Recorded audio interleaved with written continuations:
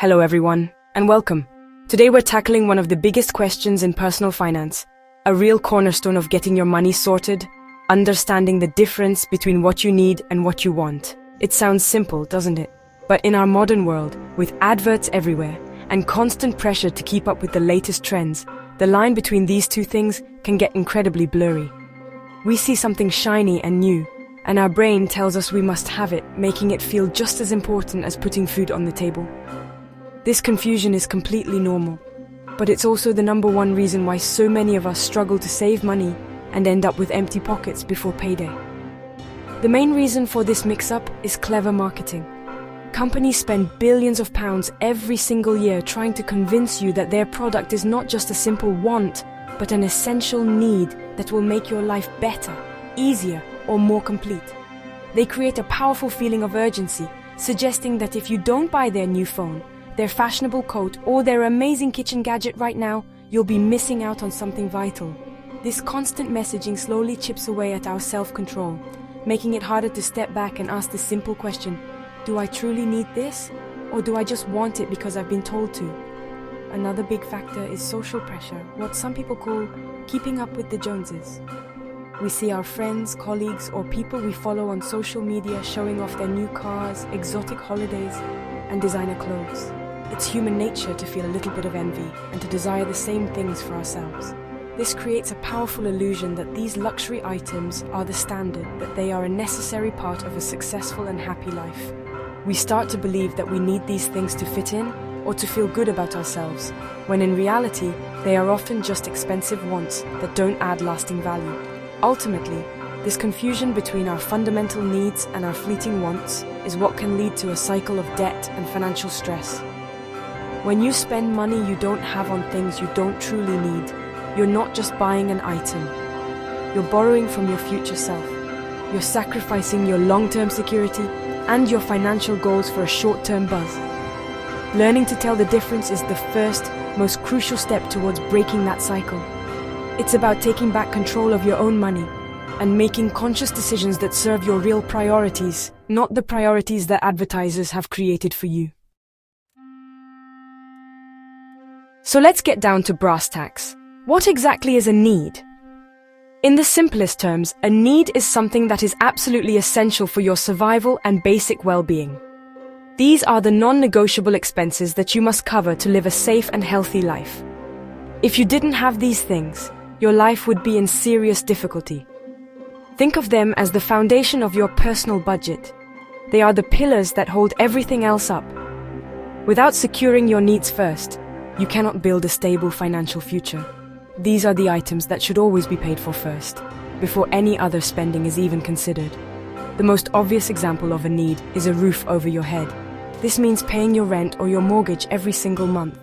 It's not about having a mansion or a penthouse flat in the city center. It's about having a safe, secure place to live. This category also includes your essential utility bills. The electricity that powers your lights and fridge, the gas or oil that keeps your home warm in the winter, and the water for drinking, cooking, and cleaning.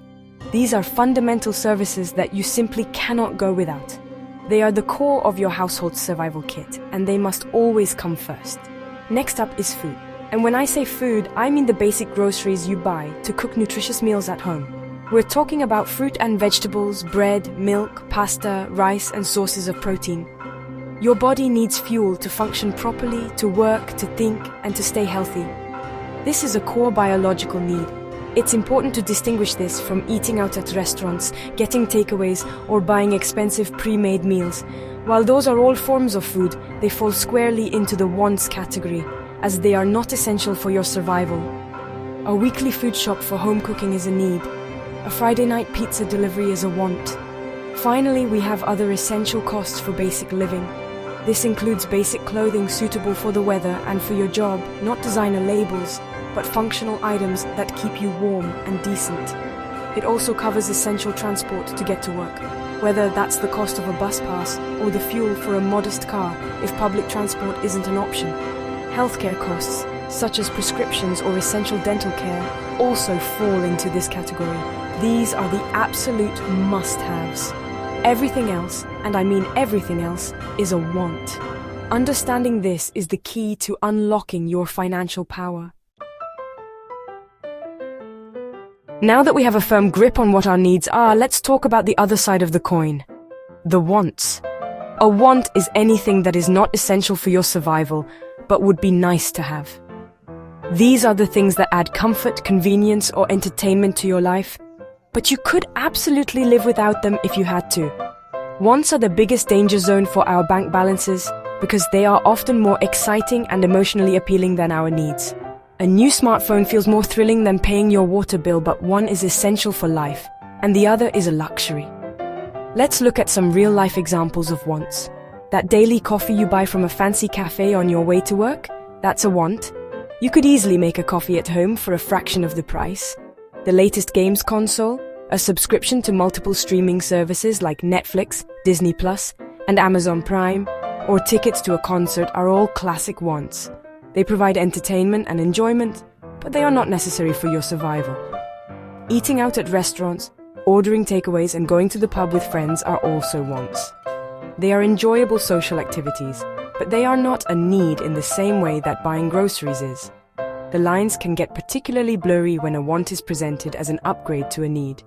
For example, you need clothes to wear, but you want designer-label jeans that cost £150. You need a reliable car to get to work if there's no public transport, but you want the brand new, top-of-the-range model with all the optional extras. You need food, but you want to eat at a Michelin-starred restaurant. It's this upgrading of needs into expensive wants that can cause the most financial damage.